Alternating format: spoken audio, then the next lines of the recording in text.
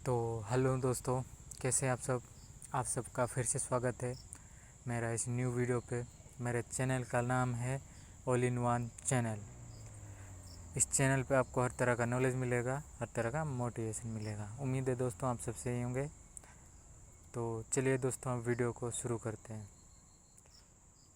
दोस्तों अभी मैं बाहर हूँ, थोड़ा साउंड में थोड़ा नॉइज़ थोड़ा ज़्यादा होगा, इसलिए थोड़ा एडजस्ट कर लेना, ठीक है।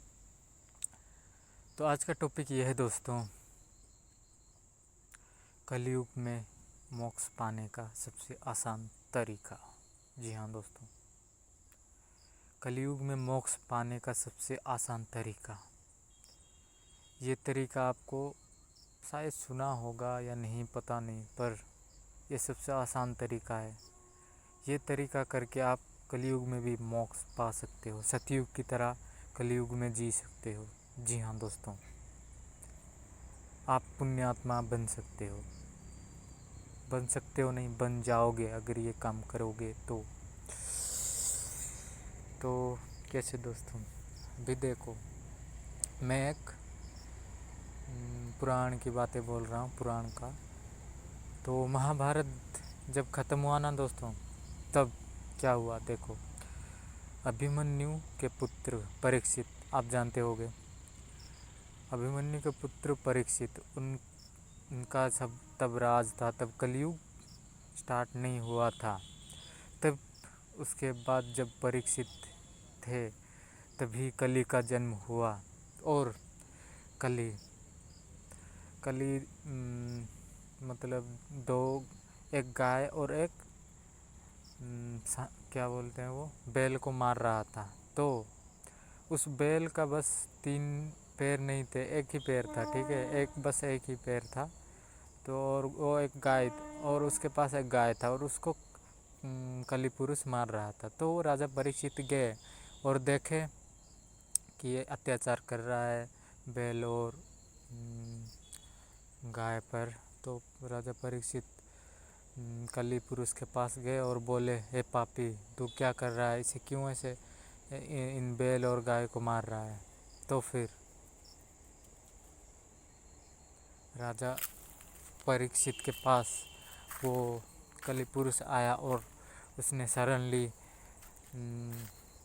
तो राजा परीक्षित, आप मुझे क्षमा कर दें, मतलब क्षमा कर दें, और मुझे रहने के लिए जगह दे दें। मैं मतलब इस पृथ्वी में रहना चाहता हूँ, मुझे आप इस पृथ्वी से विदा ना करें, ऐसे बोले कली पुरुष ने बोला। फिर राजा परीक्षित ने बोला, ठीक है, मैं शरण में आए हुए व्यक्ति को कभी वापस नहीं भेजता। तो फिर राजा परीक्षित ने कहा, जहाँ पे जुआ खेलते हैं, जहाँ पे शराब पीते हैं, और जहाँ पे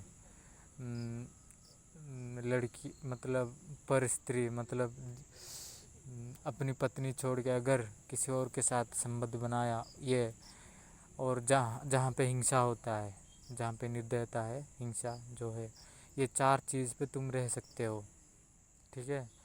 तो फिर कली पुरुष ने सोचा कि यार, मतलब ये 4 चीज़ें तो मतलब सिर्फ बुरे लोग करते हैं, तो मैं बुरे लोगों पे ही प्रभाव डाल सकूँगा। तो फिर कली पुरुष ने बोला, नहीं राजन परीक्षित राजा, मुझे और एक स्थान दे दे, मतलब और एक जगह दे दे रहने के लिए। तो राजा परीक्षित ने बोला, सोचा और बोला, ठीक है, धन में तो रजोगुण होता है, इसलिए तुम सोने में रह सकते हो, इस 5 चीज़ में तुम रह सकते हो। और क्या बोलते हैं उसे, कली पुरुष ये बात मान गया, क्योंकि राजा परीक्षित ने अपने मुकुट में सोना पहना था अपने सर में, इसलिए तो उसके बाद राजा परीक्षित चले गए, और कली पुरुष फिर से आ गया और राजा परीक्षित के सर में, यानी सोने के मुकुट में जाकर फिर से बैठ गया, और उससे वहाँ पे बैठ के राजा परीक्षित के दिमाग में काबू कर लिया। फिर जब राजा परीक्षित जा रहे थे, तब एक ऋषि तपस्या कर रहे थे, तो वो देखा और उससे पानी ऋषि से पानी मांगा, तो ऋषि ने नहीं सुना। वो तपस्या में लीन थे, तो गुस्से में आकर मारने जा रहे थे। फिर वो पांडव वंश के बहुत मतलब ज्ञानी राजा थे, इसलिए उन्होंने खुद को रोक लिया। पर कली का प्रभाव इतना था कि वो मरे हुए सांप को लेकर उन सन्यासी या ऋषि जो तपस्या में लीन थे उनके गले में डाल दिया।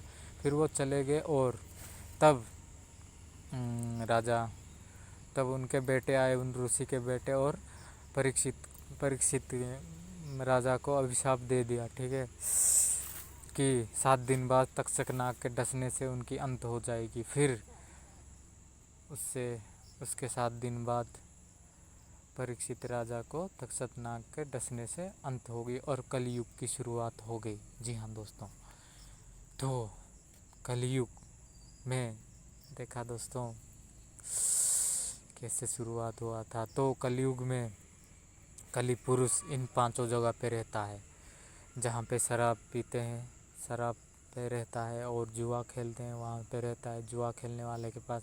और जो अपनी पत्नी के साथ और स्त्री के साथ, पर स्त्री मतलब बहुत सारे स्त्री के साथ संबंध बनाता है, उसके वहाँ पे रहता है।